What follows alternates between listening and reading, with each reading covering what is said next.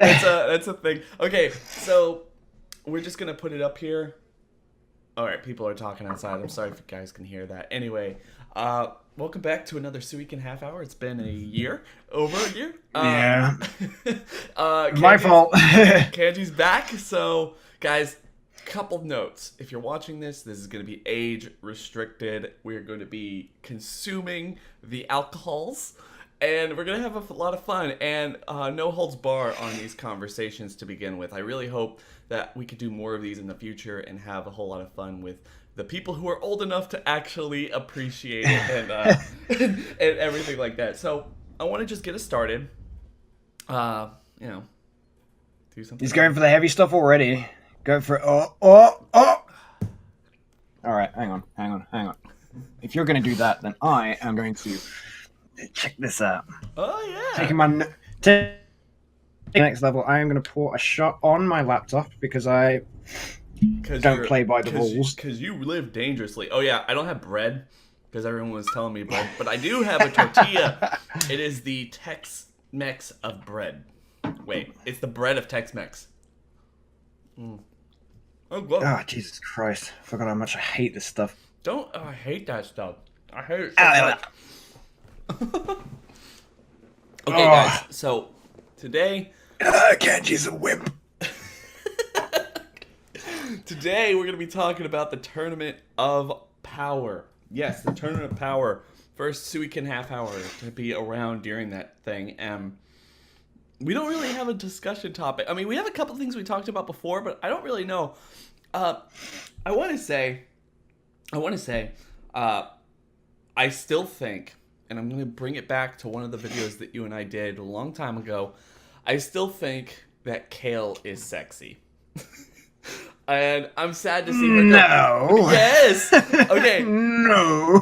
Okay. I want to. Okay. With Kale though, you can't get past this idea, right? That when we first saw her and she first started talking, I'm sorry, but she sounds like a hentai like schoolgirl. You know, like the girl who's super shy. It's like, oh, like, you know, that type of thing. And then like once she turns into the Broly type of ripoff, she's and then they perfected her. They allowed her to have a little bit of both when she actually perfected that form. I gotta admit, I wasn't expecting it, but I'm really glad we got to see that.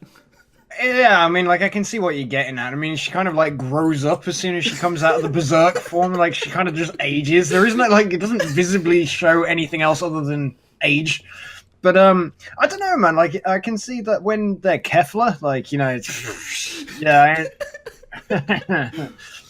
But, and Caulifla, I mean, that's something else. But Kale, I don't know. I mean, at the time, you got to remember, when we were talking about Kale originally, female Broly, there was no Kefla. I mean, there was no Caulifla. The only one we knew about at the time was Kale. That's true, because like Caulifla came out and we're like, wow, like she has like a ridiculous change before they go to the tournament, and they're like, wait, are there actually two? No, there's not actually two, but yeah, there were two female Super Saiyans. That seems like, okay, before we get into anything else, like, what are your thoughts on the very fact that we got two female Super Saiyans after basically 30 years of people going, why are there Dragon Ball Sausage Fest? Like, why? Like, that's weird to me. Because it gave us Pan, it gave us Brawl. We all know that they're going to be pretty epic, but they also gave us these two female Super Saiyans that I think had, like, I have never seen so much hate when it comes to the series with those two women. That and Ribrianne from Universe 2. You know, if it can basically, like, if you're a woman in Dragon Ball, you've got your work cut out for yourself with the fans. But I don't know, man. Like, because I think as far as the girls are concerned, like Kale and Caulifla, I think is a really interesting thing that we got as far as that, because it was been so easy for them just to kind of go, okay, we'll just leave it to the imagination. Pan and Bra may be the only two, but then now you've got Caulifla and Kale. And even Kefla and cheap plug, also Kalale. If you go and check out my video, just putting that out there. But if you were to do that, if you had to look at it like that, then obviously, I mean, we're doing lucky. But it depends how you look at it, because they've killed them already. So Oh, they're gone. they're born to die. Well, they might come back. So yeah, I just wanted to start us off with something that was a little familiar for our conversations before. I still think that Kale's pretty sexy. The whole package. You're not. I'm not saying that it's just like berserker form. No. Like it's the whole thing. Lady in the street, freak in the bed type of thing, and that's the thing that I wanted to discuss. But we're talking about the entire tournament power here, right? So the real question here is Jiren, Pride Troopers, Universe 11. What are your thoughts? Is he the sexiest Pride Trooper? I don't know. I don't know. Tall, dark, and handsome. I can imagine just saying like live action adaptation, Vin Diesel.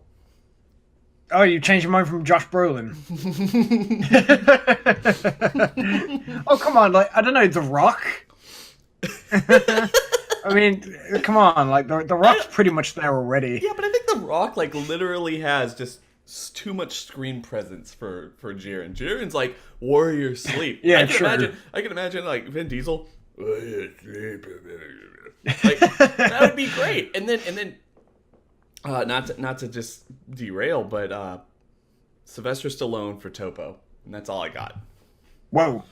Okay. Isn't he a bit slim for Topo? Not when he's in his god form. He's. Yeah, I suppose. I mean, perhaps The Rock would have been more suited for Topo. Then you just stick a giant white mustache on The Rock and see what happens. But when that's gonna be the thumbnail. Dwayne the Topo Johnson. But I don't know. I think as far as like it's concerned with Jiren, I mean, like you could even cast Dave Bautista as Jiren, like for that matter. I mean, I think most of these wrestlers or these ex-wrestlers would make pretty good Jirens, because if you make them stop talking. Actually, Batista would be a really interesting pick. But oh, man, I just imagine. I just imagine like ridiculous casting decisions they would do. Justin Chadwick for Dispo. Please.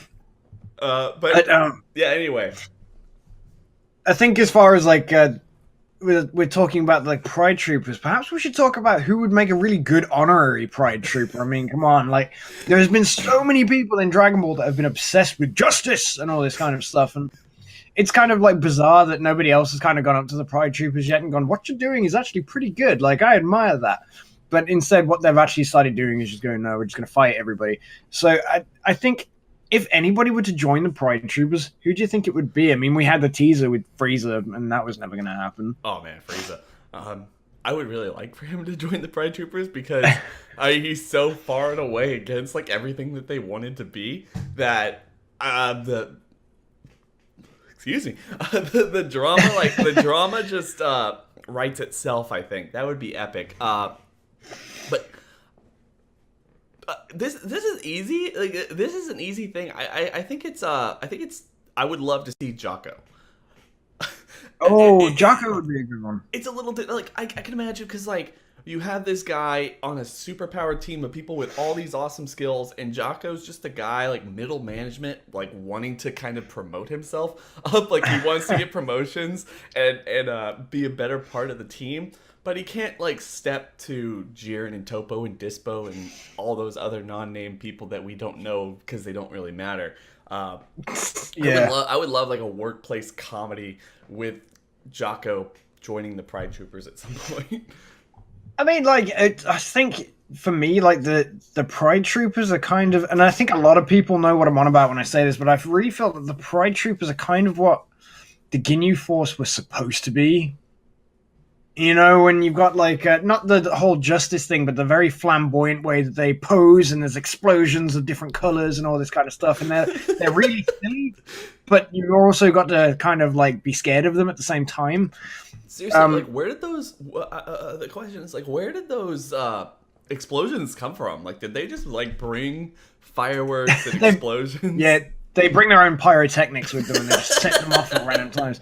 One of the Pride Troopers is simply there just to detonate. It's probably the small guy. This one spins around everywhere. The Beyblade. Mm-hmm.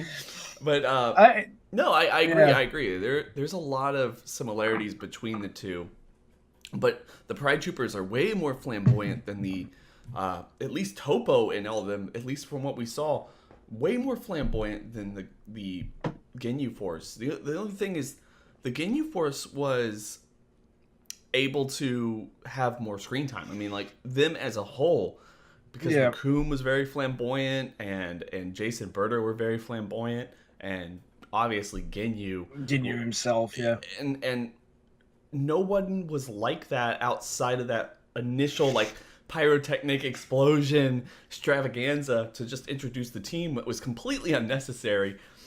Yeah. Besides Topo. Topo's the one who's always like over here, like dabbing away. Justice! Like, dab! I agree. So, no, like I think the easiest answer there would be Gohan. Like I'm really surprised. I'm really surprised that they never gave us any interaction with Topo and Gohan, considering they had similar ideals. Justice will prevail and all this kind of stuff. You know that. Yeah, I understand. Like I was always expecting him to kind of like Gohan was like to be wearing his watch or something underneath his wristband. And he just kind of goes and just turn into the Great Saiyaman. And that was his transformation that everybody had been getting excited about. It just brings Great Saiyaman back for no reason. You know who? So, I'm sorry, I'll let you go. But I just thought of like the perfect guy. Oh, okay. Well, yeah, I mean, like, I agree. Gohan, Videl, that kind of stuff. Surprise entry, I reckon Chiatzu would be a kick-ass Pride Trooper. Why? And he provides his own He provides his own pyrotechnics because he explodes.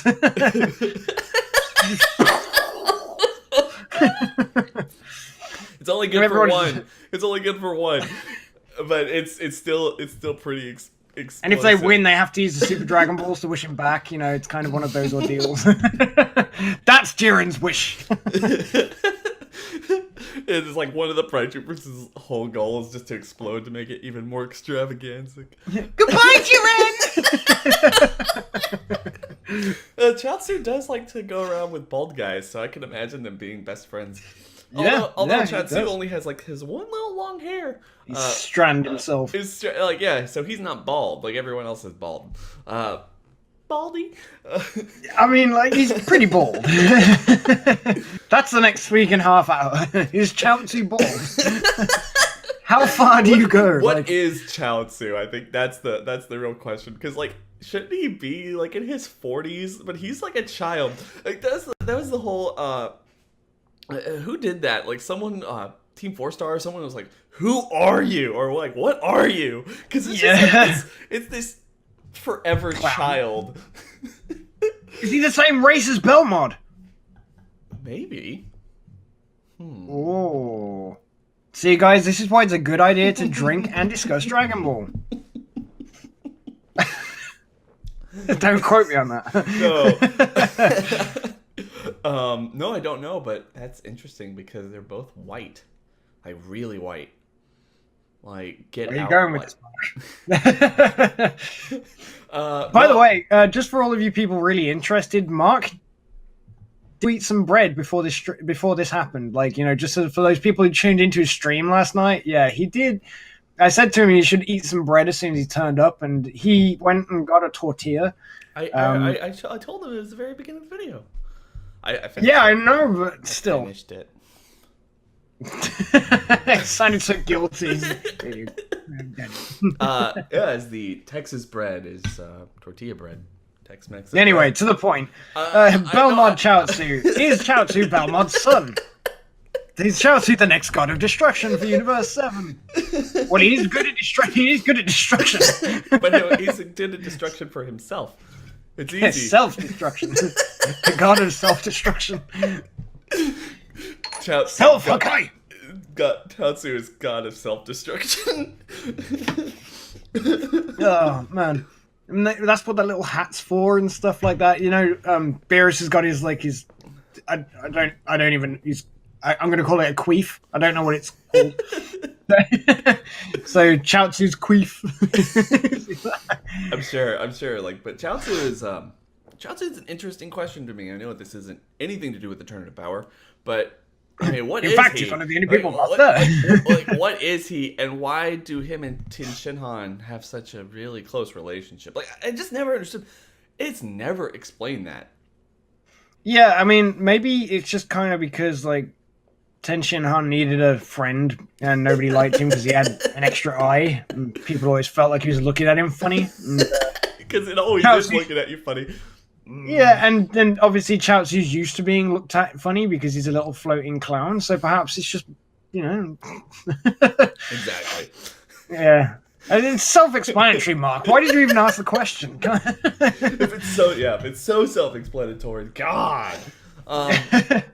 No, okay. So, I want to go back though. I want to go back because I figured out one. Someone I would love to join the Pride Troopers. Oh. That like ridiculous. Okay. That ridiculous captain like superhero guy from Universe 3. Perfect. Oh, yeah, that guy who's kind of like saying he was going to turn into like speed mode and stuff, like the Power Ranger guy. Like he has a cool power, and he has a cool power, and he's already flamboyant and like on his own. I think cool is a strong word. I think it's cool. I think he's cool. Oh, man, I don't know, but I'll be honest, I was kind of glad when he got eliminated. Why?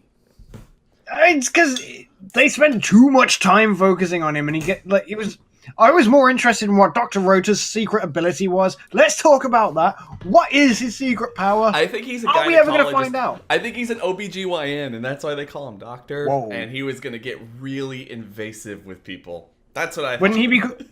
He wouldn't be called Dr. Rota. He'd be called Dr. Rectum if that was his case. Oh my gosh. That's a secret power nobody needs to see. Man, that pig in blanket can stay. But I think Dr. Rota's special ability could have been like maybe he was going to let off a giant scent or something, and he was going to like make everybody like flood away from him, like sleepy or like laughing gas. Like that would be cool. Like I kind of have to ask you because I don't know. Like a lot of people are like, well, I'm not a doctor. But you are my doctor, so you're not a doctor. You're my doctor.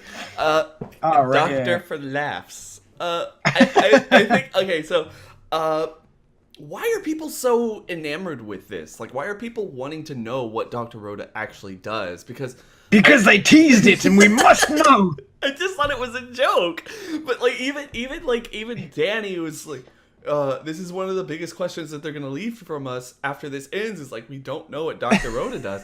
In fact, it would be amazing.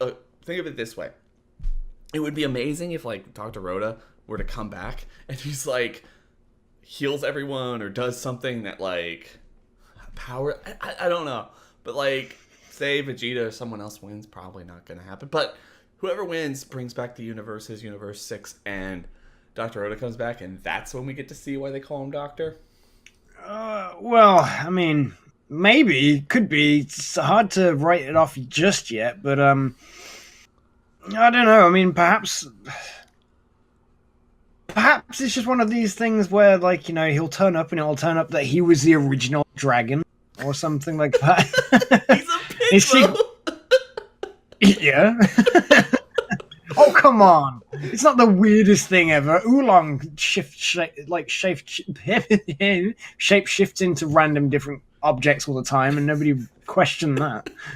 No, that's true. Him and Puar are shapeshifters.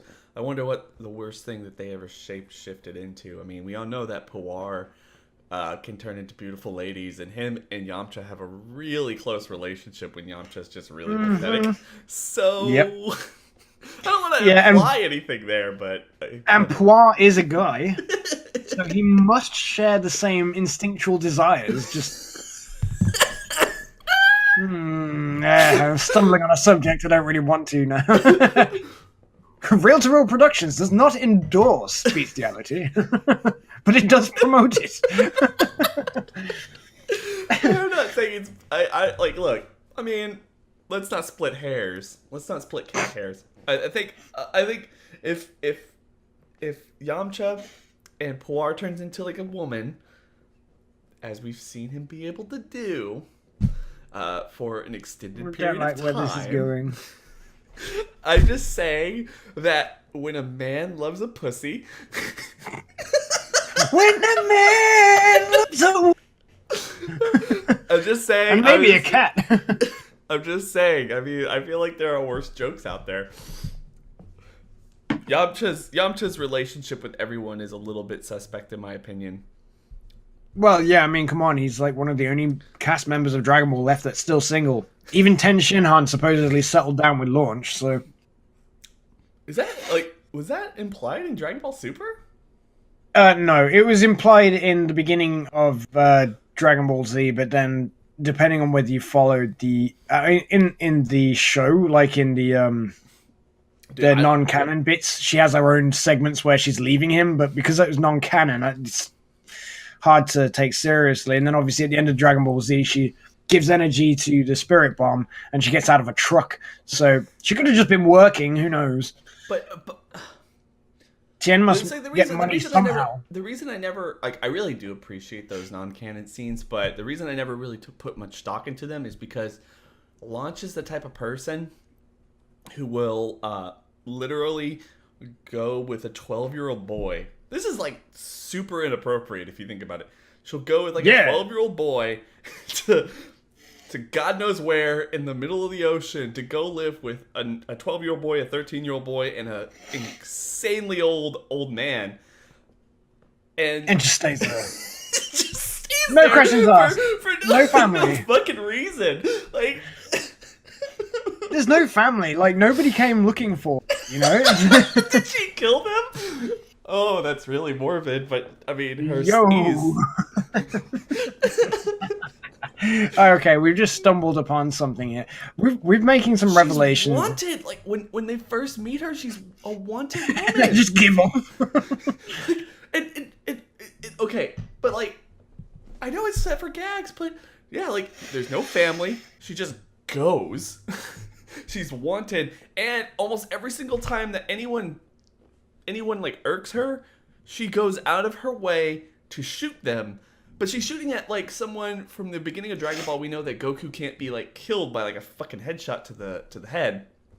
Where Bulma is like an excellent shot apparently. She has like it was like 2 feet away, but still like Goku. They established that Goku cannot be hurt by bullets. Ipso facto, Roshi and Krillin cannot be hurt by bullets, but the very fact that they still use guns means that everyone else can be hurt by bullets. So she has this proclivity of like murdering people. So yeah, pretty much. The thing that's interesting really is when we're thinking about all this, we know that the Tournament of Power is set to last like 48 minutes, right? But like, what's everyone else doing? Like, you know, what is, like, are they sat there? Because Universe 2 were watching, you know? They were watching, and because they were all like, oh, no, when they were going to get raised. I wonder if there was, like, lag. There wasn't, but I was wondering if there was, like, lag time there. It's like, we're going to win! Oh, it just completely disappeared. Yeah, actually, well, at least that would have been quite nice for them. They'd have kind of gone, like, they'd have disappeared, like, happy. It's like, did they imply that, like, they were watching and they were all sending their love to the world of the void? Like, I need to go back and watch it. I don't know. I don't think that's what they were implying, but I guess you could take away from it because that's one of the reasons they wanted people to watch. They got stronger with the whole love concept, so... Well, I suppose love isn't necessarily the same as energy, like Goku's Spirit Bomb and stuff is, so to assume that they're being sent love could just be as it is to us, kind of like, look at all these people cheering for you, and they're like, yay! And nobody would, in their right mind, would do that for Goku, you know? So it's not... Nobody besides probably the tournament announcer from the Dragon Ball days. Yeah. Like he just likes Goku because he saved him from Piccolo. But no, like, when they come back for the Buu arc, he's just like, the fuck? Like, you're finally back? Oh, this is gonna be good. And then he had no idea. Like, it got real fucking crazy real quick. Like, well, real quick. Like, Videl was literally killing people. It's like, Dragon Ball is not for kids. Like, No. She kicks Spopovich's neck around. And yeah, she boots it and you go, ah. she was literally willing to kill someone in order to win that match.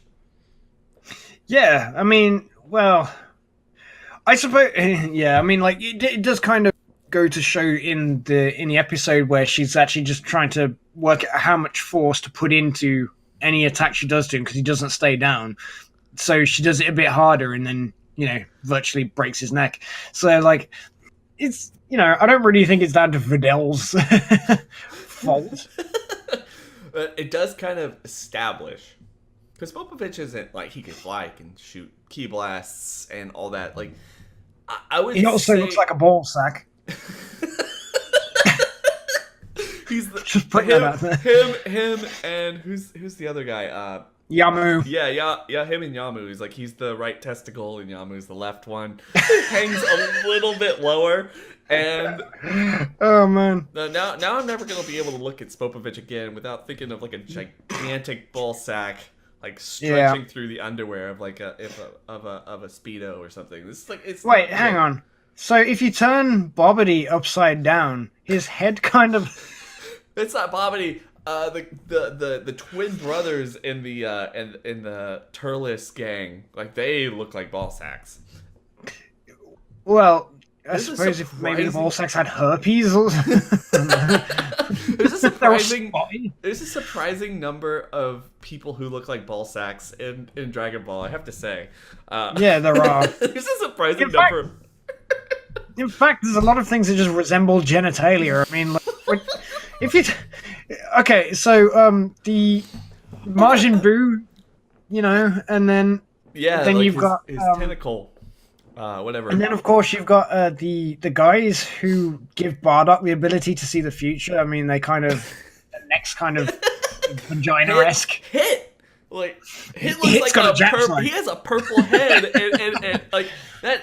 Look, that is not even subtle. It's not even subtle. He just has, like, a purple head with, like, a thing. Like, who thought of that?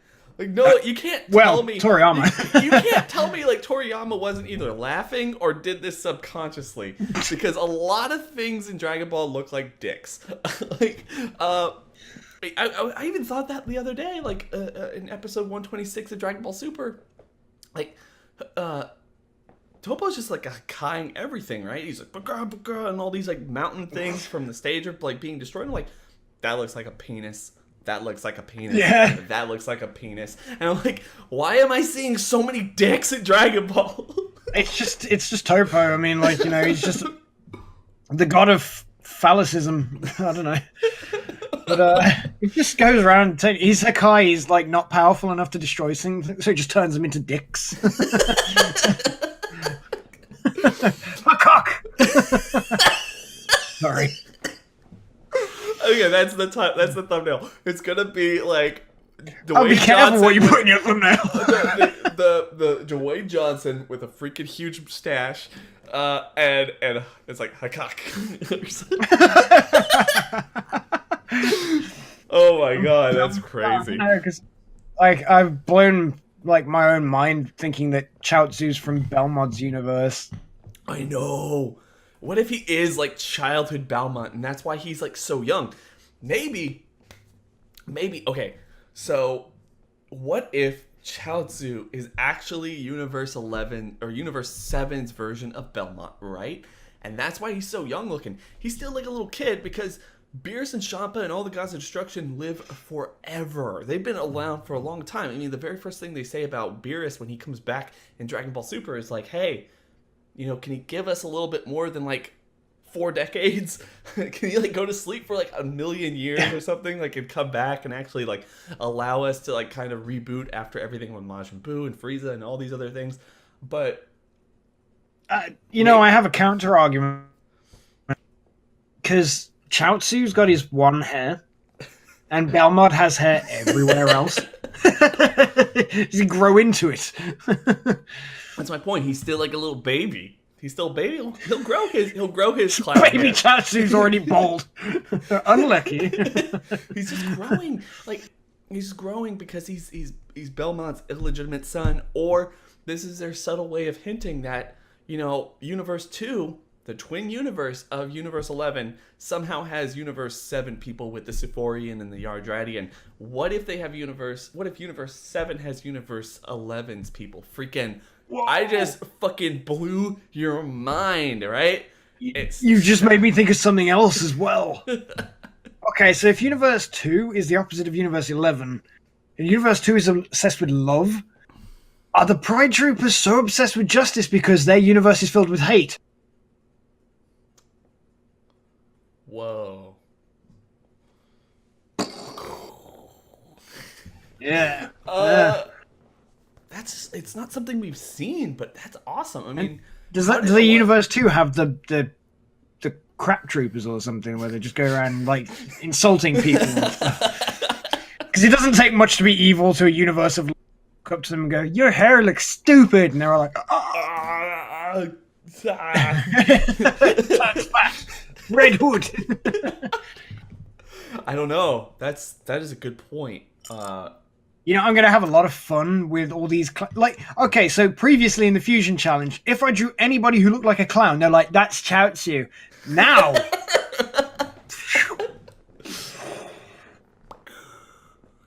My mind is just being blown constantly. It's kind of like this Kale's loose inside my head or something. Kale from episode 100 when she like just completely wrecks shop.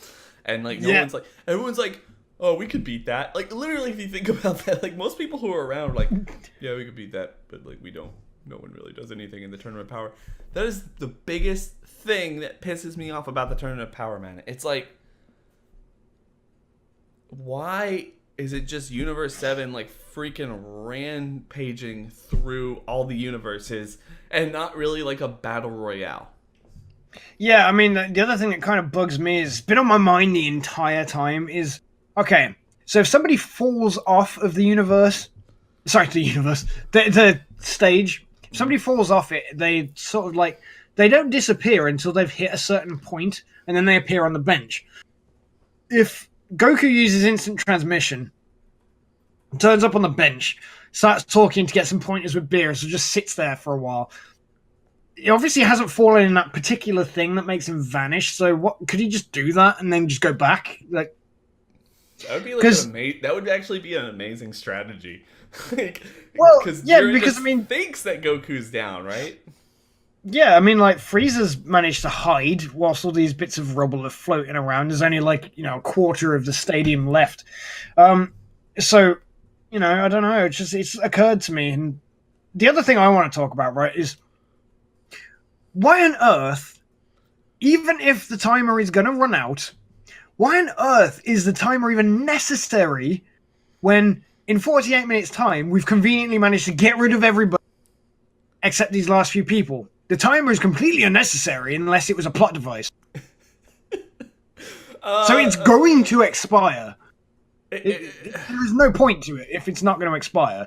If it didn't expire and they eliminated him with like a second to go or something, what is it just there for tension? Like, none of the other tournaments ever did that. Most ticking clocks are there for tension. Yeah, or there to run out. It's possible that it will run out. I mean, there's still enough episodes left. Well, I think it'll. I think that's why it's there, is to run out with, and like, I don't know. So, okay, so with you know Goku how and Frieza still in the ring, probably, right? Like, well, okay, so Frieza's hiding, right?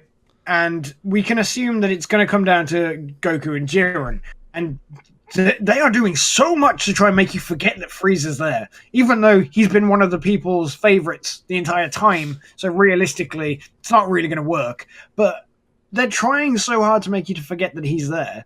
And so come the time when it's going to be Goku versus Jiren, it's going to come down into the final moments, the clock will expire, and it'll turn out that either Jiren has eliminated Goku, and they'll be like, right, it's a tie. And he'll be like, what? And it's because Frieza's still there, like, going, ho, ho, ho, ho, ho, as he does. Or it'll be something along the lines of, like, Frieza just kind of pops out at the last minute, just kind of like whapping his tail against the floor or something like that, and he goes like, "We've got the most amount of people left," sort of thing. So it's they're not going to defeat Jiren. No, I'm sorry, but they're not. They've built him up so much to be unstoppable. He's not going to get defeated. I mean, like, if they did, it would be the stupidest plot device in the world. Because they've just made him over the top. I mentioned this in my video today that came out today, whenever this video goes up. Probably on Saturday. I feel like the Suikens are always, at least in my opinion, a Saturday thing. Have fun, just watch. Anyway, the thing is I want Jiren, as MJ would say, to be that wall. If the whole Tournament of Power is about breaking your limits, then you break your limits, you get stronger than you ever have gotten before everybody, but Jiren's just a freaking wall.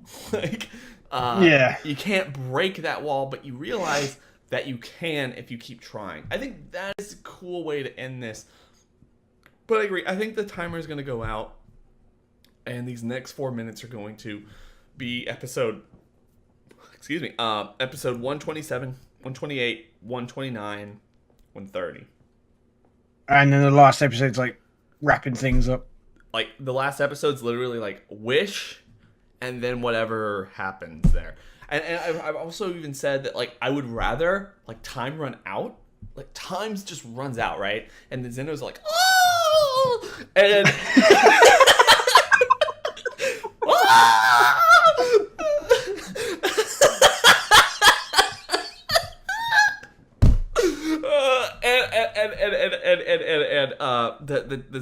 Zendos are like, oh, and they get to a point where it just kind of like fades out, and the next episode is super just ending, like party or something. Goodbye.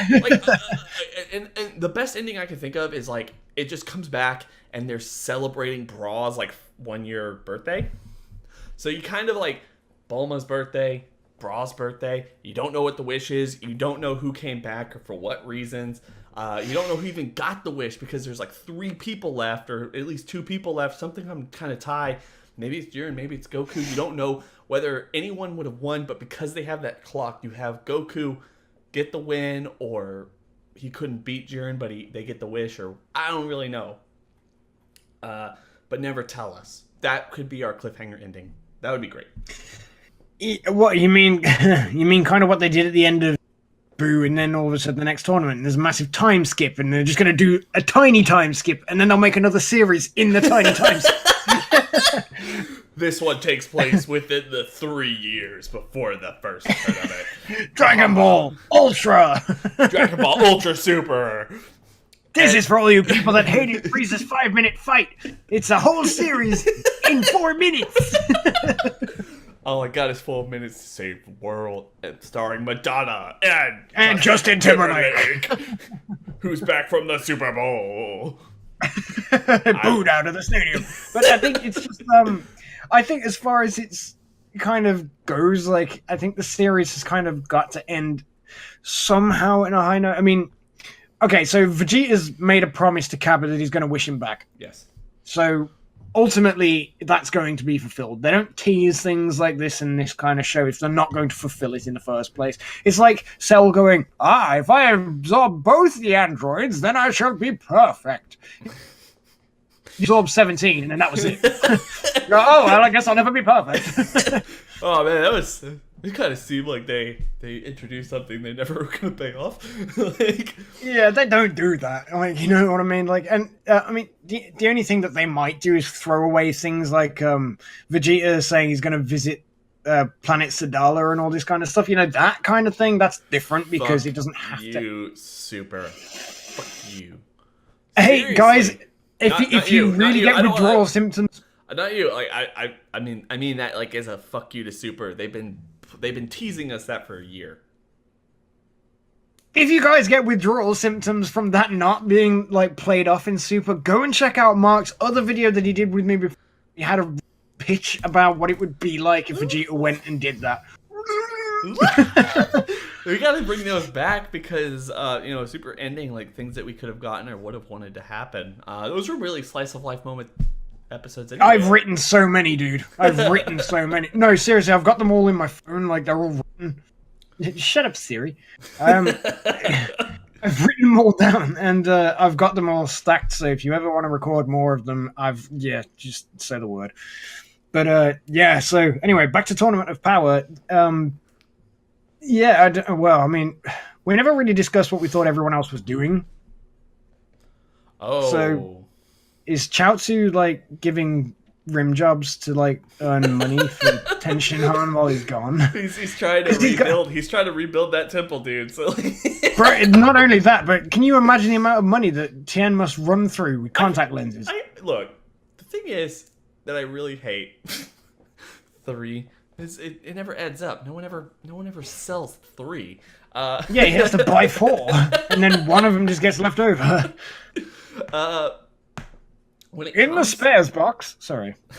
When it comes to Tenshin Han and 17 and Krillin and 18 and Roshi or anyone who wants to fight in this tournament, right?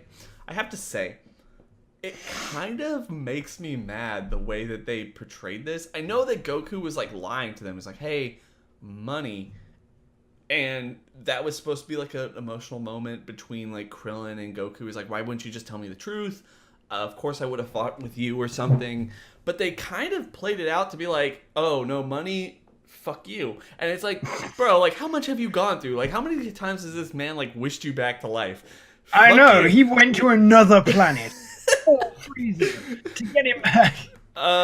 So it's like, how many times? No, we didn't. That's Tenshin Han. Tenshin Han they did, and Chiatzu, and all these, like, they come in like, hey, like, there's a tournament, you're still a martial artist, you're one of my best friends, help me. And they're like, yeah, no. And it's like, and then like Bulma has to sit there and be like, fuck it, I'll buy anything that anybody wants in order for you guys to do this. Like, I'll give you money, I'll do this. And it's like, bro, the way that this story is built, or at least portrayed, is Goku, Bulma, or at least Bulma and Mr. Satan. Goku is either related to and or best friends with people, like the 2 richest people in this earth. Yeah. And they can't like get this consensus to like just give fucking people money. I mean, even Mr. Satan knew of the consequences. He was there. Why couldn't he just be like, I'll pay anything? Like, I think, do you know what the thing that bothers me is that 17 is the only person who gave any. Well, if the world comes to an end and that's it, then then it was supposed to be, kind of thing. But like everyone else should surely be kind of going, okay, well, the universe coming to an end. Okay, that's pretty big than money. maybe I don't need like the 10,000 zenny or something like that. It just bothers me because if the world ended, they wouldn't even get the money to spend anyway. So like it's just. And Goku is obviously like really correct about everyone he picked. It's like everyone was valuable in their own way, besides maybe Tenshin Han, but that's another discussion. Well, yeah, he still took somebody with him. So I mean, like it's not like he just went, all right, guys, let's do this, and got eliminated. So I mean, like, I think it's kind of funny to think that, like, what would have happened if Yamcha had come along, kind of thing. Like, he'd have been blown up by somebody straight away or something. I would have loved, like, if Yamcha came they'd have to waste a wish wishing him back. It was like, they have to bring back all the universe. Like, no, guys, Yamcha died. And it's like, okay. I read that tweet that you were talking about the other day. Goku coming out at the very end and going, there's one person you haven't fought who's even stronger than me, and he wishes from Manaka. Oh yeah, like he's like, oh, I'll bring back all the universes because I want to fight Manaka. That would be a really fun playoff. I don't remember who sent me that tweet, but it was hilarious, and I wanted it to happen more so than anything. I retweeted it as well because it really creased me. I was okay. So you might be able to hear, but I've still got a cold. But last night I was up until unfathomable hours of the morning, half watching your stream, admittedly, and then I was just reading Twitter afterwards and going through the list and just going, that's really funny. And I just was creasing about it. And I was like snotty, but creasing about it. Oh, It was like, it always, that's like the worst. You know what? It's weird. Speaking of like getting a little under the weather and everything, I'm always like that when it comes to finals season, because when you have to sit there and like study for like 10 or more hours at a time for a couple days, your body's just like, the f- are you doing? Like, stop sitting for like all day. And so I always get like that. So like I'm always like like while I'm taking my test. Like suggestion for a future Suiken Half Hour, right? So everybody else can think about this. Maybe we should do a live stream Suiken Half Hour and we talk about the stuff that people in the comments suggest. Maybe that's the next one. It's funny because like one of the things that we do on these, and I think we'll like wrap it up. It must have been more than 30 minutes by this point. Yeah. But I don't maybe know. it's a special. We've done 2 to bring it back. One of the things we should do is do that. But if I hadn't uploaded today, that might have been like the next thing to jump into if you have time. But I know it's late for you. Yeah. But we'll do that next time. One of the things we do, and kind of a tradition, is we find kind of the next topic as we start winding down the discussion. Guys, I really hope you've liked this. I don't know how many people are going to watch it because I know my audience is a little bit younger, and I am going to put age restrictions on this. Absolutely no monetization on this. This is solely because I want to do them. And and also I want you guys to go down to the description section below and go support World King Kanji because he's back. He is he's legitimately back, and dude, I cannot be more excited about that. So please make sure to go support and show him love. Hopefully pretty soon he'll start growing and he'll catch up to me pretty soon here, especially with his amazing talent and perspective on Dragon Ball. So please make sure to go support him. He's one of my. I've always been a grower, not a shower. Ladies and gentlemen, World King Kanji. He's one of my all-time favorite collaborators, and probably one of the people on this community, within this community, or in this forum that helped me keep going as I first started doing this. So I would say likewise, but I mean, like, but no, come on, like, seriously. Anyway, guys, I'm gonna leave it at that. I hope everyone is having a fantastic day. Don't forget to like, comment, and subscribe. Maybe give us more ideas for future Suikens, because we'd like to bring this back in a big way. I've had a lot of fun here. I know Kanji has as well. This is just simply for, I have nothing left. This is simply for shits and giggles for the most part. Dragon Ball as if you were drunk and having a lot of fun and drinking. Anyway, also just apologies for the eating. It's like 11:15 at night where I am, and like, you know, the kids are asleep and everything. I've got to keep it, you know. Exactly. I don't know. No worries there on my end, but thank you for coming out, man. I hope everyone's having a fantastic day. I didn't do that. What? Bye. Bye. Let's see. Stop recording.